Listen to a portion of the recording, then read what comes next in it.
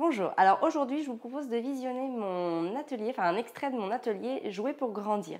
Donc cet atelier en fait il est vraiment destiné à tous les parents qui veulent retrouver du temps pour être disponibles pour leurs enfants quelques moments dans la journée. Il est vraiment destiné à tous les parents qui veulent savoir comment en fait gérer une activité de A à Z, c'est de la mise en place, on montre, etc. jusqu'à la fin on rangement et pour que tout se passe bien, sans conflit, sans problème. Tout le monde y trouve son compte et tout le monde soit bien. Et enfin, pour les parents qui voudraient que leurs enfants jouent seuls avec leurs jeux par moment, alors, on ne parle pas d'une journée entière, mais pour qu'ils retrouvent en fait de l'autonomie, que l'enfant trouve son autonomie à travers ses jeux.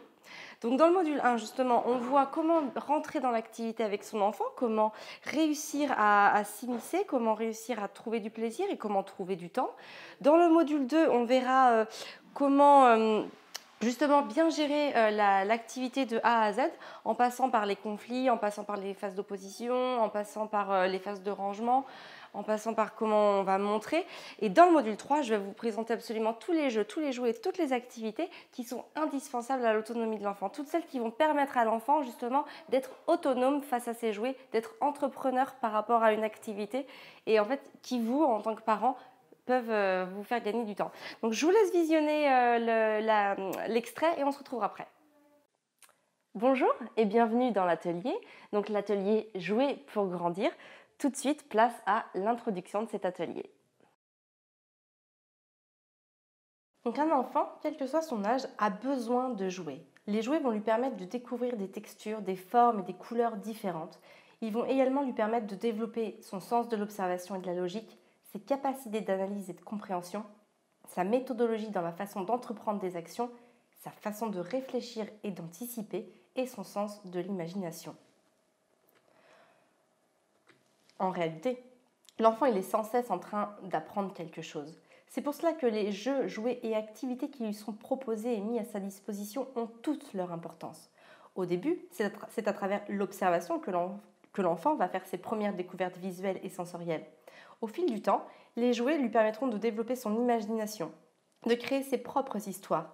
Les jouets évolueront en jeux auxquels il pourra s'adonner seul ou à plusieurs. Les jouets représentent également d'excellents moyens de se rapprocher des enfants, de construire des relations solides, de dédramatiser des situations. Mais il est parfois difficile de trouver le temps de jouer avec son enfant. On se sent démuni devant l'univers de l'enfant auquel on pense ne pas avoir accès. Et puis, on appréhende beaucoup la fin de l'activité, car ce moment-là peut paraître très compliqué à gérer. Donc, dans cet atelier, je vais vous proposer 3 modules. Le module 1, ça va être les enjeux du jeu au cœur de la relation parent-enfant. Donc, à l'intérieur de ce module, on va vraiment voir comment le jeu va prendre toute son importance entre le parent et l'enfant. Dans le module 2, on va voir comment mener une bonne activité de A à Z. On va tout reprendre au peigne fin. Et enfin, dans le module 3, on va accompagner l'enfant à jouer seul. Donc ça va vraiment être lui proposer des jouets qui sont en adéquation avec son stade de développement et avec ses capacités.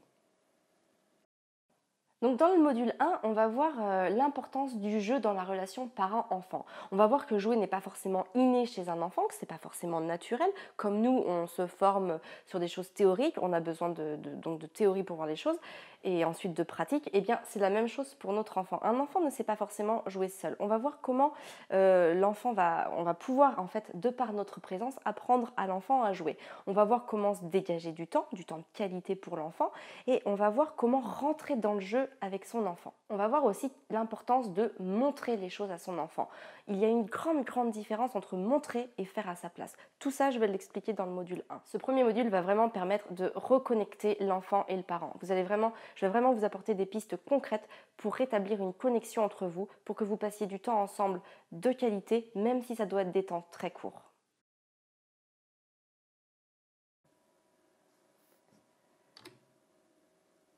L'importance du jeu dans la relation parent-enfant est cruciale. Jouer avec son enfant est tellement important et ce à plusieurs niveaux. Déjà pour lui apprendre à jouer. Penser que tout enfant sait jouer seul et en toute autonomie est en fait assez éloigné de la réalité.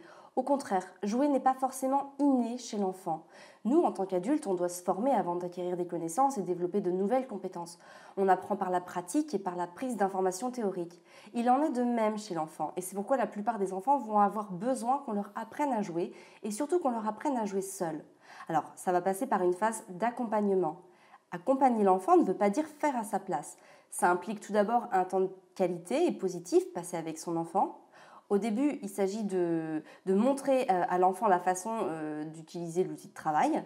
Donc, telle une éponge, en fait, l'esprit absorbant de l'enfant va s'imprégner de toute la gestuelle pour ensuite la reproduire seul. Il est nécessaire de prendre le temps de montrer lentement, en expliquant, voire même en imitant le bruit réalisé par le jouet en question. Par exemple, il est très intéressant de faire des boum boum lorsque l'on montre à l'enfant l'utilisation du petit marteau qui enfonce les clous sur le banc à marteler. Au fur et à mesure de cet accompagnement, ça va évoluer en une simple présence positive à ses côtés et ensuite viendra le moment de l'autonomie, temps pendant lequel l'enfant s'adonnera seul à l'exploitation de ses jeux, les étudiera de près et trouvera de nouvelles façons de les utiliser. La créativité, elle viendra ensuite de manière naturelle. L'enfant aura confiance en lui et en vous et à partir de ce moment-là, il pourra vraiment libérer son potentiel de création et se laisser guider au gré de son imagination. Je tiens à préciser que montrer à l'enfant, lui expliquer, suggérer, sont des choses tout à fait différentes de celles de faire à sa place. Faire à la place de l'enfant, c'est justement lui enlever toute prise d'initiative, tout pouvoir de création. C'est même ralentir la construction de la confiance qu'il va avoir en lui, car lorsque l'enfant n'a pas de possibilité d'essayer de s'entraîner, il n'a pas de possibilité d'apprendre et donc de construire sa confiance. La limite peut être facilement franchie. Alors, pour bien faire la différence entre les deux, je vous propose donc ce petit tableau. Quand on montre à l'enfant, donc on lui montre le jeu, l'activité avec Dans le deuxième module, je vais vous parler comment mener à bien une activité, comment entreprendre quelque chose pour que ça se passe bien de A à Z, pour que l'enfant soit concentré, comment repérer les bons jouets dans les magasins, comment repérer les bons outils de travail de l'enfant, vraiment tout ce qui va favoriser l'autonomie de l'enfant. On va voir aussi comment gérer les conflits entre deux enfants, on va voir l'importance des règles, on va vraiment, et puis aborder évidemment le problème du rangement. Comment finir une activité dans le calme, comment faire pour que tout se passe bien et qu'on ait ensuite l'envie de rejouer avec son enfant à nouveau.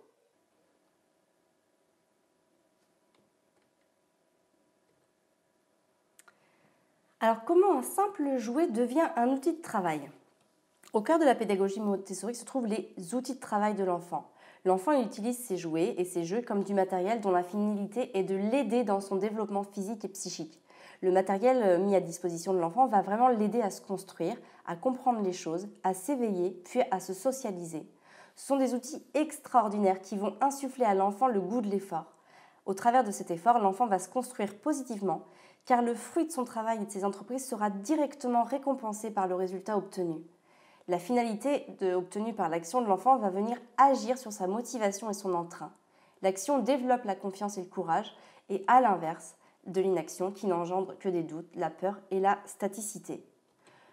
Le choix des outils de travail de l'enfant est crucial. Dès la toute petite enfance, il faut que l'enfant ait à sa disposition des outils qu'il puisse manipuler à sa guise et qui vont l'entraîner à une certaine forme d'habilité. Le développement de l'intelligence est corrélé au développement de l'habilité de la main. Fournir un travail manuel de qualité demande énormément d'attention et de concentration. Les ressources intellectuelles sont donc pleinement mises à contribution. La qualité et le raffinement du travail réalisé ont de tout temps permis de connaître le degré de civilisation et d'intelligence d'un peuple. Je voudrais citer Maria Montessori afin vraiment d'ancrer cette affirmation qu'elle a elle-même pu observer à travers ses différents travaux. Donc je la cite. « Nous nous apercevons que tous les changements survenus dans le milieu de l'homme sont dus à sa main. En réalité, on dirait que le but de l'intelligence, c'est le travail des mains. Si l'homme n'avait eu que l'idée du langage parlé pour communiquer avec ses semblables, et si sa science ne se fût exprimée que par des mots, aucune trace ne serait restée dans les races humaines qui nous ont précédées. Grâce aux mains qui ont accompagné l'intelligence, la civilisation s'est créée.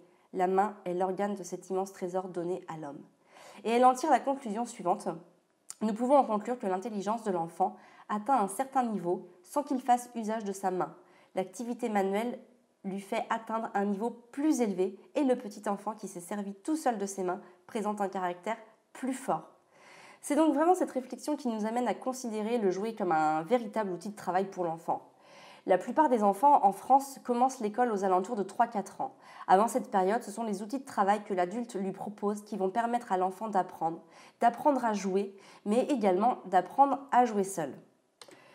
Alors, comment repérer les bons outils de travail? Je me trompe peu en disant que plus de 90% des jouets vendus en grande distribution et dans les grands magasins de jouets sont inintéressants, je veux dire, pour un enfant de moins de 4 ans. Le problème a deux sources bien distinctes. La première vient des contraintes commerciales des fabricants de jouets qui ne pensent qu'à leur rentabilité avant de penser à l'intérêt que le jeu peut avoir pour l'enfant. Donc le problème est toujours le même, produire à moindre coût. Et du coup, la qualité des matériaux utilisés est abaissée et le jouet perd son caractère éducatif. On ajoutera même que les fabricants de jouets possèdent des moyens publicitaires colossaux pour inonder le marché de leur offre et faire connaître leurs produits. Ils savent aussi très bien aveugler l'enfant en l'attirant avec des jouets licence, c'est-à-dire des jouets comportant leur héros ou héroïne préféré, exemple avec toutes les licences Disney. Et la deuxième source, c'est vraiment, elle vient de l'acheteur lui-même qui se laisse également berner par les sirènes de la grande distribution, par des prix attractifs et par toutes les qualités du jouet vanté par la publicité. Mais un jouet qui a été acheté et dont l'enfant ne se sert pas coûte au final une fortune. Donc on va laisser de côté les jouets sonores, les jouets à piles et tous les autres jouets où il faut appuyer sur des boutons dans tous les sens, du moins en ce qui concerne les enfants de moins de 4 ans. Et je vais vous expliquer pourquoi. Pour commencer, un jeu qui s'actionne lorsqu'on appuie sur un bouton induit un caractère de passivité à l'enfant. Prenez un animal qui marche tout seul. Lorsqu'on presse le bouton, donc le petit chien se met à marcher, la première réaction va être celle de l'enthousiasme. Il va très probablement prendre plaisir à appuyer sur le bouton pour ensuite regarder le petit chien se déplacer tout seul. Cet émerveillement, il peut durer un certain temps. Voilà, donc vous venez de visionner l'extrait de l'atelier. Donc sachez que mon offre est disponible jusqu'à ce soir, alors n'hésitez plus. Pour le télécharger, vous cliquez dans le lien sur le statut si vous êtes sur Facebook ou sur le i comme info si vous êtes sur YouTube. Voilà, à tout de suite.